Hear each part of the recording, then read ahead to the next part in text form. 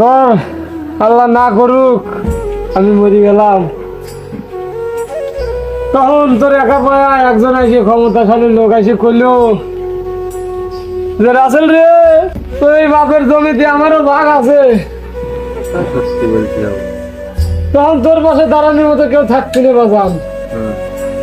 আর আমি পাশে থাকতে থাকতে যদি জমিটুক তোর নামে দিয়ে যাই, তখন তোর কেউ কিছু করলি তুই কবির পারবি যে আমার আব্বা বাজে থাকতে থাকতে আমার নামে জমিটুক দিয়ে গেছে। তোর মারও ইচ্ছে ছিল আজ তোর মা বাজে থাকলি এসব কারণ তোর মাই করতো। না না আব্বা কাঁদো না, এই সামান্য বিষয় নিয়ে তুমি কাঁদাকাটি দেখাতে বাজান।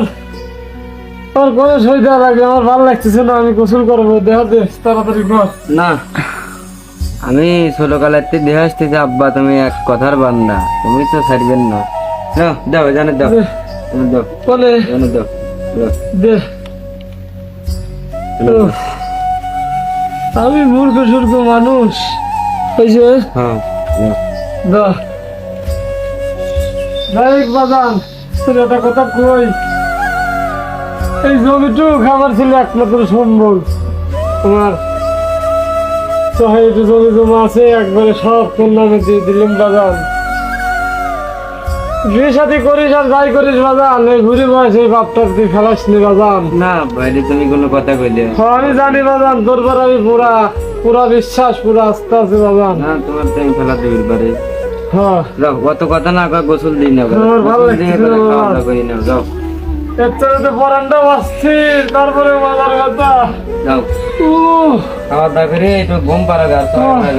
স্কুল যাইছিস, যা গোসল গোসল করে কলেজ যাওয়া লাগবি, বাবার কাছে যাবি না, ঘুরাই গা। ইস, ও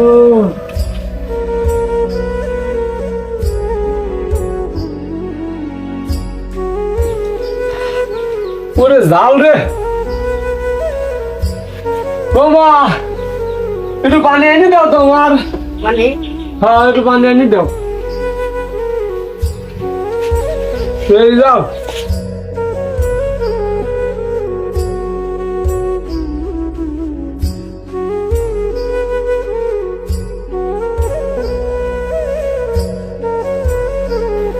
এই সংসারে এই বুড়ির আমি পারতেছি না, যেবি করে ওই এই বুড়ির সংসারটা ভালো লাগবে।